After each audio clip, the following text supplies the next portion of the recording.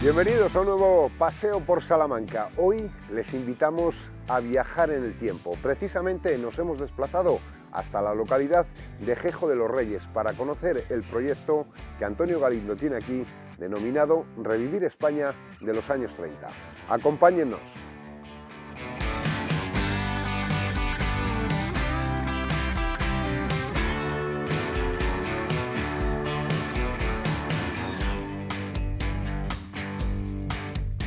Antonio Galindo comenzó este proyecto en 2010 con alumnos del Instituto Venancio Blanco y con gente del municipio de Jejo de los Reyes que actuó como monitores. El proyecto son 9 casas en los que se recrea casi una veintena de oficios de la España de los años 30.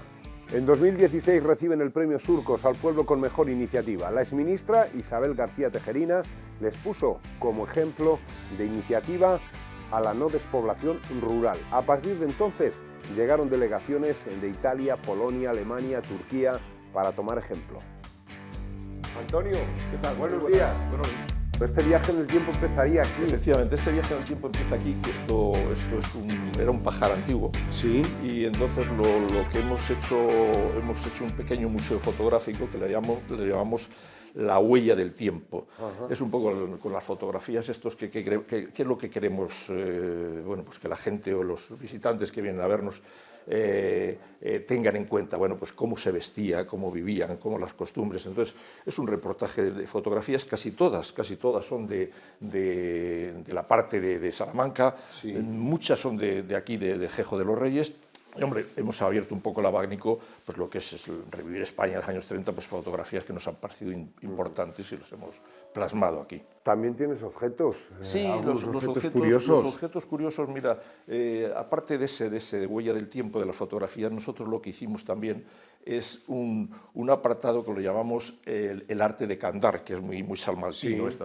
Entonces yo cuando vine a este pueblo compré una casa y tal, y el señor que me la enseñó, pues me enseñó esta historia y digo, coño, ¿qué es esto? Joder? Pues esto es la llave de la puerta. Dije, me pareció tan curiosa y además efectivamente pues metía la llave, daba un tranco, el tranco caía y dice, mira si eres capaz de abrirla.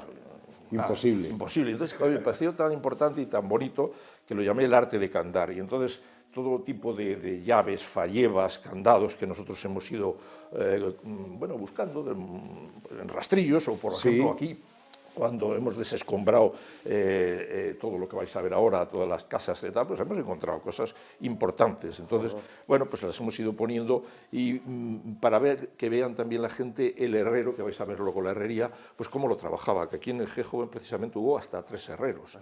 Y bueno, pues todas estas cositas pues se las hemos ido plasmando. Ese objeto, por ejemplo, es muy bonito, ese que tenéis allí. Sí. Ese es un cañón, estamos hablando de 1893, se llama pistola o cañón de advertencia. Pistola, pero no mataba, eso lo único que avisaba o te escocía de la puñeta. Porque cartuchos de sal. Cartuchos de sal. Entonces esto se ponía en las puertas de los calabozos, sí. Cuando el preso tal, pues, intentaba huir, se daba la vuelta, la cuerda tiraba del percutor y disparaba las puertas. También se utilizó pues, para los cazadores furtivos. Y luego ya por decirte un poco, sí. Había un fotógrafo importante entre Salamanca y Zamora, se llamaba Otilio Vega, que fue un poco el pionero de todas estas fotografías que veis. Los ¿Con retratos, cámaras como esa? Con las cámaras de minuto, efectivamente. Iban allí con su bicicleta y bueno, pues hasta de las fotografías que vais a ver luego de la escuela de los niños, de los retratos que nos hacían antes cuando éramos pequeños, que sí. Ponían ahí con el crucifijo, el mapa y tal, hasta incluso los retratos post-mortem de tal, que iba el fotógrafo para hacer. Bueno, eso os lo enseñaré después. Pues vamos, si quieres, vamos. Cuando no perdemos tiempo. Cuando quieras. Venga.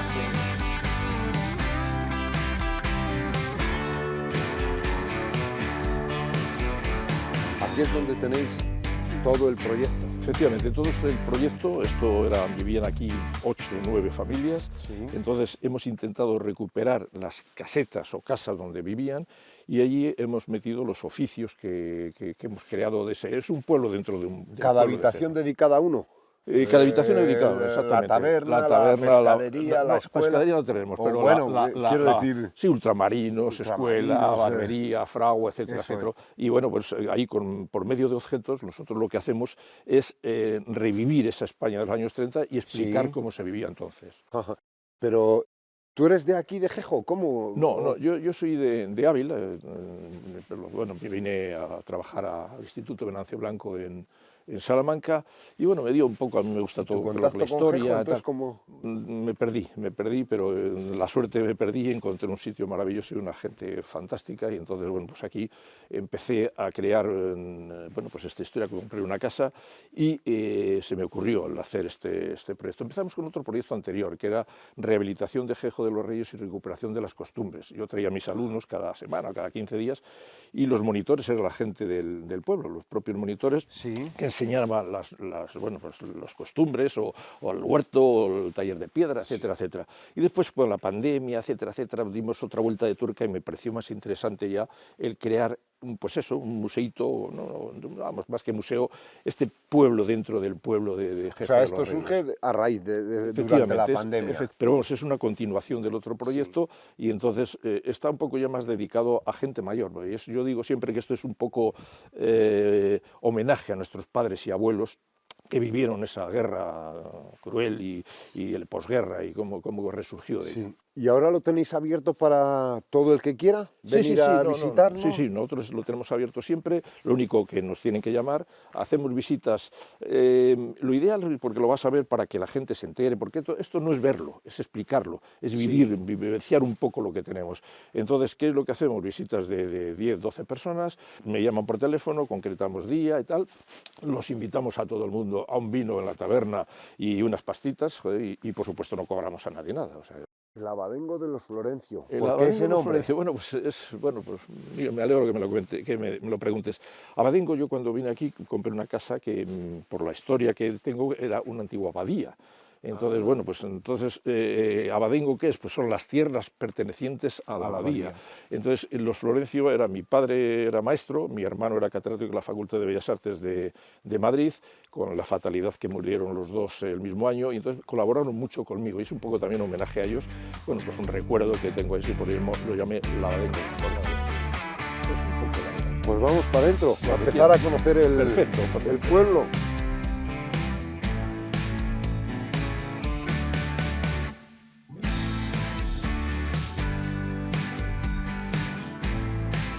Aquí empieza lo que es la visita propiamente dicha al pueblo. En la escuela. En este pueblo que hemos creado, aquí empezamos, y bueno, vais a ver aquí una serie de banderas, vais a ver la bandera de España, la Falange, República. Yo lo que sí que te quiero decir... Lo que había en la época en los años 30. Pero yo no tengo ningún afán político de nada, o sea, yo quiero contar la historia como era, y si había, en un momento estaba la bandera de España y otra republicana, pues lo contamos y punto, sin ningún más.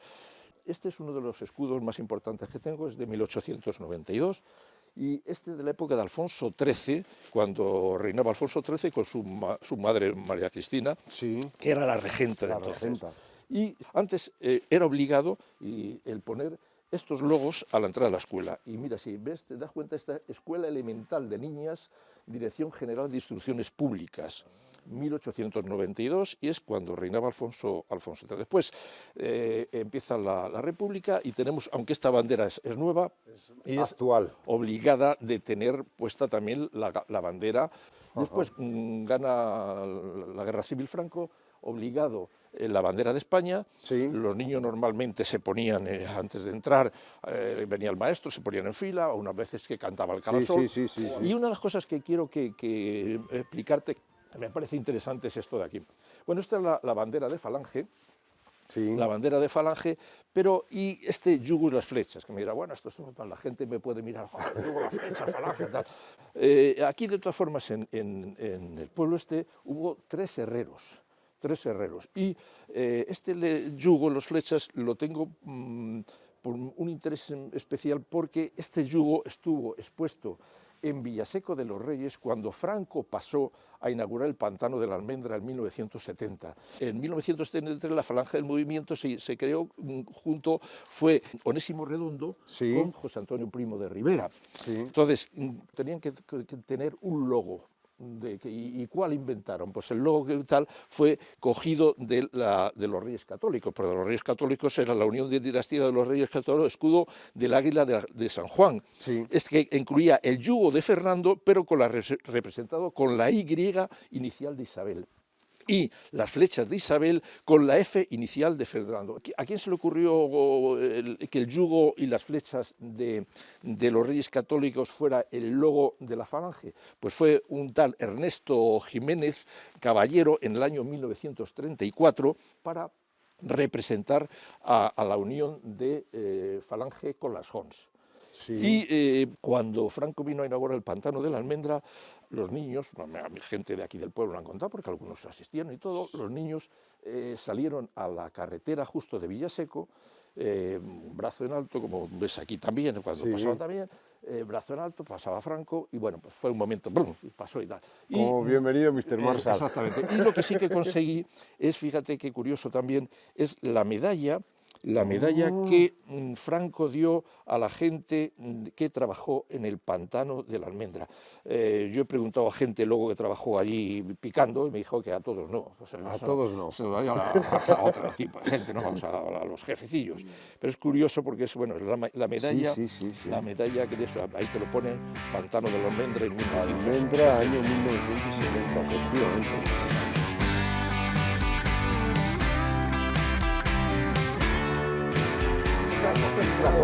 La cocina del lugar donde... Lo digo por la lumbre. Por la lumbre. No, y por todo lo como está ambientado. La cocina, que es el lugar donde las familias después de la guerra civil hacían la vida. Así que hasta los escaños dormían y todo. Bueno, su forma. Bueno, yo soy José Ángel. Encantado. Mati y Poli. Mati encantado. Es el tabernero.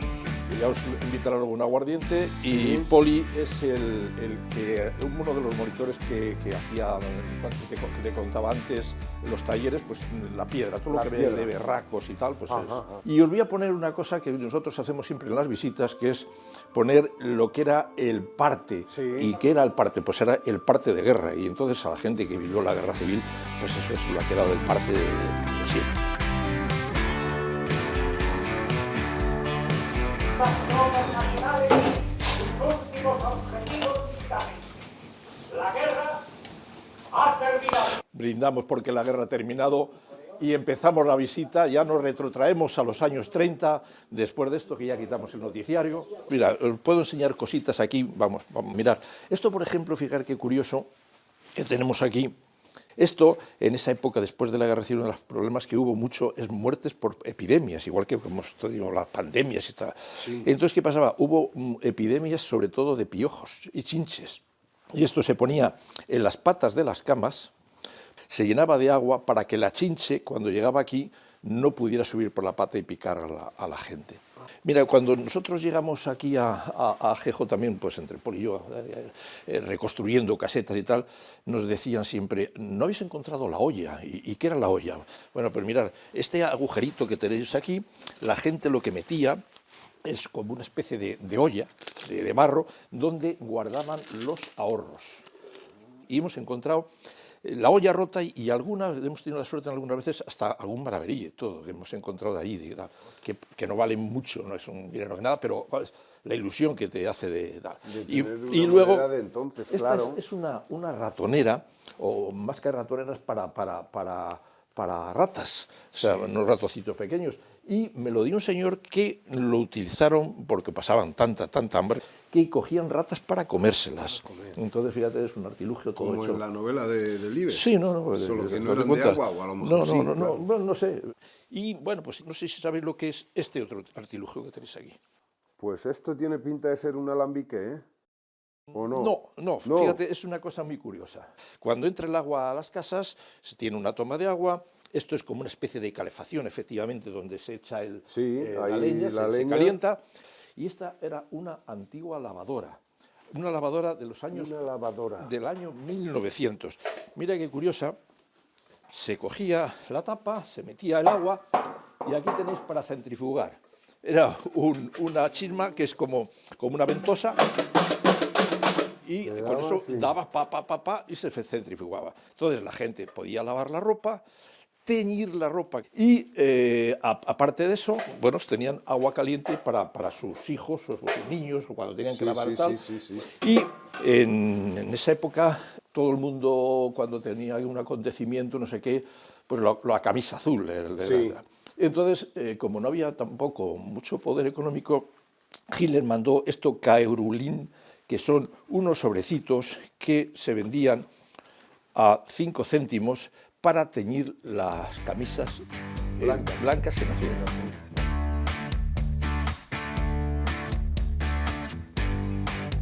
Esto yo lo llamo el baúl de los recuerdos. Había mucha hambre. Entonces, ¿qué se creó? Pues se creó las cartillas de racionamiento. Ajá, Las cartillas que lo tenemos aquí. Las hemos visto con José Luis. Con José Luis. Bueno, José Luis es el que más sabe de todo esto. Pero hay una cosa curiosa también. Mira, Mercedes Sanz de Bachiller es la mujer de Onésimo Redondo. Esta señora se quedó viuda pronto y un día, paseando por Valladolid, vio muchos niños, tanto de un bando de otro, que estaban muertos de hambre, no comían tal. Entonces le dio tanta pena que propuso a Franco el que postulara a las mujeres para sacar dinero para esos comedores, para dar de comer a los niños. Y se crearon estas chapitas que veis aquí, que eran todas, estas chapas se crearon en Béjar, todas para toda España, que al principio se compraban y eran voluntarias, pero después tuvo además tanto éxito que si tú querías ir al teatro, al cine, a una cafetería, tenías que tener en la solapa colgada la chapita. Esto salió bastante caro, si te das cuenta, porque eran de latón y tal, y se hicieron luego las de cartón. Pero igual, digo que el dinero que se recaudaba para acá es para los comedores de los niños. Sí. Y esto, que hilando con lo que yo te digo, los Sagrados Corazones de Jesús, que es como lo tenemos aquí en la puerta esta, que se ponían las puertas, sí. Era eso, aparte de venerar y tal, era curioso porque, mira, lo interesante es lo que ponía aparte, que es unas 50 pesetas, y una peseta es para el comerciante y 50 céntimos es para los comedores de los huérfanos. Igual que eso se creó los detentes. Que eran los detentes, eran una especie de escapularios pequeñitos, que algunos ponen detente enemigo, el Sagrado Corazón está conmigo. Entonces, y por eso se llamaban detentes. Detente, o detente bala. Esto normalmente pues los soldados que iban allí lo llevaban colgado en el pecho. Y en un libro que estoy leyendo, que es En Tierra de Nadie, detuvieron precisamente a un nacional y dijeron, bueno, pues joder, y tiene un detente, vamos a ver si realmente funciona. No funciona.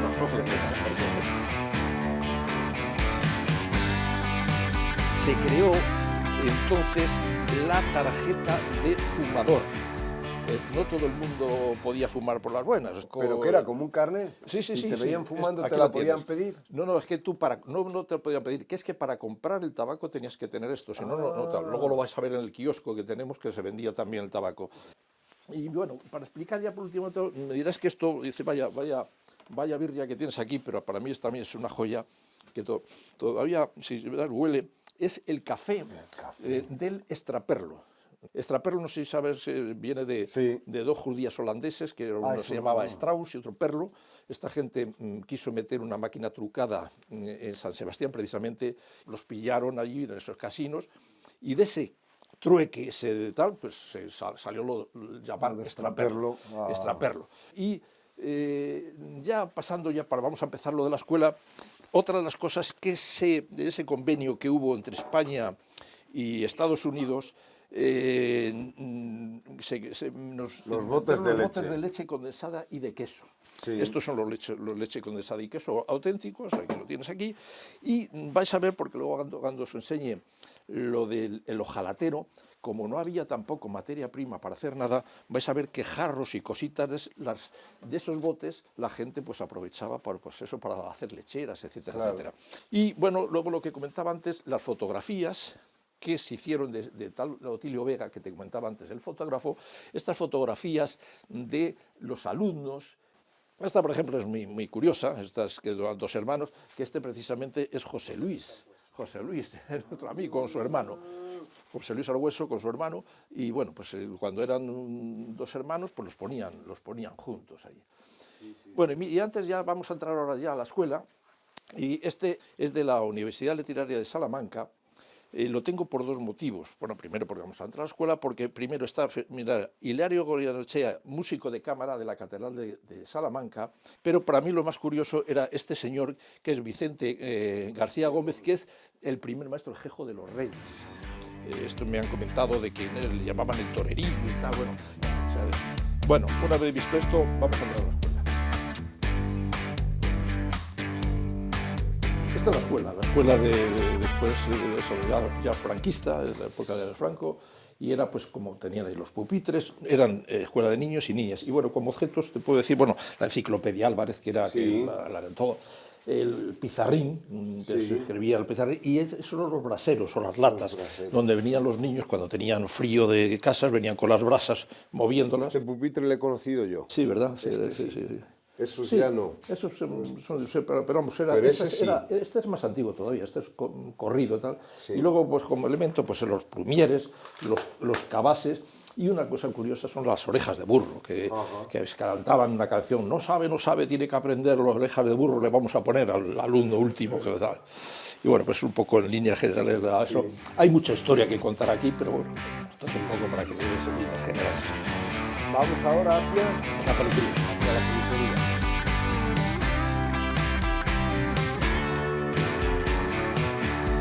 Esta es la barbería antigua, que normalmente había en todos los pueblos sitios emblemáticos donde la gente se reunía, que eran la barbería, la taberna y la fragua.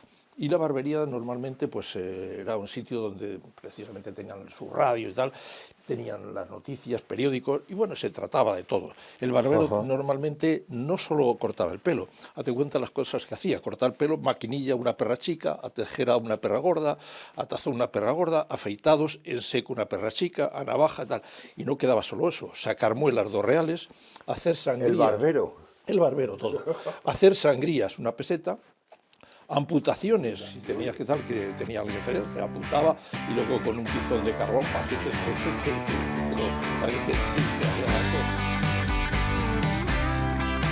Vamos para otra habitación. ¿Hacia dónde vamos ahora? Vamos a la herrería. La fragua de Mercurio, Antonio. Efectivamente. Bueno, te digo rápido lo de la fragua de Mercurio. Mirar, este fuelle era este señor que se llama Mercurio. Vivía más allá de León, me enteré que lo vendía y me fui a por él. Fue un tío encantador, además se llamaba Mercurio, por eso en honor a él de tal. Sí. Normalmente el herrero lo que hacía era coger cualquier tipo de hierro tal, lo ponía a la fragua, daba, vamos a ver dónde está, daba al fuelle, el mismo, una vez que estaba incandescente, venía a la bigornia es la que tiene 2 picos, o el yunque. Porque el yunque es plano, es plano, el yunque. Y bueno, con esto, bueno, pues él normalmente daba tal. Y de esos golpes que iban dando, porque trabajaban hasta 3 personas, y el maestro herrero, cuando a lo mejor daba un golpe, sabía que tenía que entrar uno u otro a golpear. Pero de estos golpes, pues se sacaron muchos. Al final sacaban canciones músicas populares. Sí. ¿Las piedras para afilar? Esta es una piedra para afilar. No es la del afilador paragüero, es la del afilador, que luego lo vais a ver. Era la piedra de afilar, aquí se sentaba y bueno, se daba eso era para echar agua y lubricar. Y tenéis aquí, esto que es muy curioso también, era cuando se hacían las aceras, era para que no resbalarse, se pasaba la piedra. Claro, para dejarle como una estría. Exactamente. Y luego este apartado que tengo aquí es la del zapatero remendón. Que los zapateros venían y no tenían taller propio nunca, y los dejaban siempre, pues bien el herrero, o yo los he visto en soportales y tal. Y habrías oído el dicho, zapatero a tus zapatos. Zapatero a tus zapatos era porque, por ejemplo, el herrero estaba aquí trabajando, el zapatero se entremetía un poco en las conversaciones y decía, zapatero a tus zapatos o te vas a hacer el puñete de aquí. Y bueno, ahora que dices eso, en la calle Ávila, al lado de un kiosco que había un trozo de portal, efectivamente, donde había un zapatero. Efectivamente, era un portal, yo recuerdo también en Ávila, un portal, 1,5 metros cuadrado. Y lleno de zapatos allí, ¿verdad? Eso es.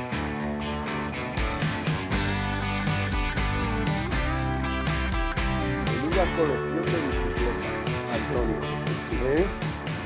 Una colección, además, cada una con su oficio. O sea, Sí. lo que pretendemos es ver cómo, después de la Guerra Civil, se resurgía de cómo se trabajaba la bicicleta, para qué sirvió, para varias cosas: transportar la mercancía, para el transporte del individuo y como taller propio. Ya me decía José Luis que no había vehículos, que las motocicletas incluso se hacían por encargo, efectivamente, o sea que la sí, gente sí. tenía que moverse Sí, la gente tenía que moverse en bicicleta. sí, bicicleta, y bueno, y que fue, bueno, yo te digo, pues transportar de todo. Tenemos aquí, pues lo que digo, desde el barquillero, lo otro, y vamos a hacer hincapié en esta que a mí me parece muy curiosa. Esta era la de cencerrero ojalatero.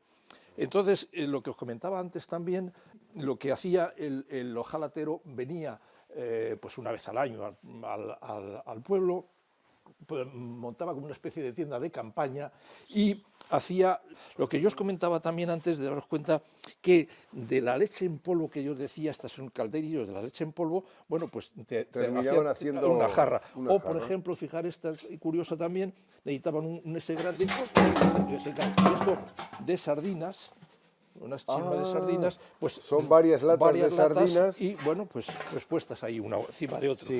Y para ahí tienes más Sí, aquí bicicletas. tenemos la evolución, pero tengo algún oficio más. Cuidado con la cabeza aquí. Este es el de, que veis una pata de jamón, el de sustanciero. Sustanciero era un señor que iba con su bicicleta, su pata de jamón, ya que se la había comido, y el hueso, como había tanta hambre y no comía la gente nada, para dar un poco sustancia al caldo, cobraba una perra gorda, metía durante 10 minutos o 15 minutos el hueso en el caldo y se iba a su casa. ¿Me estás contando? Sí, el sustanciero. Y iba de una casa a otra, 10 céntimos o 5 céntimos, dependiendo del tiempo que tal, iba con su jamón. Y al último, ya qué sustancia le llegaba. No sé, pero en vez de agua solo, decía hacerme todo esto. Vamos a seguir viendo el municipio de entonces, la España de los años 30, Efectivamente. España, pero en dos partes. La primera ha llegado hasta aquí, ¿verdad, Antonio? Yo creo que sí, que hoy por hoy la primera está bien. La segunda parte se la mostramos la próxima semana. Gracias por habernos acompañado.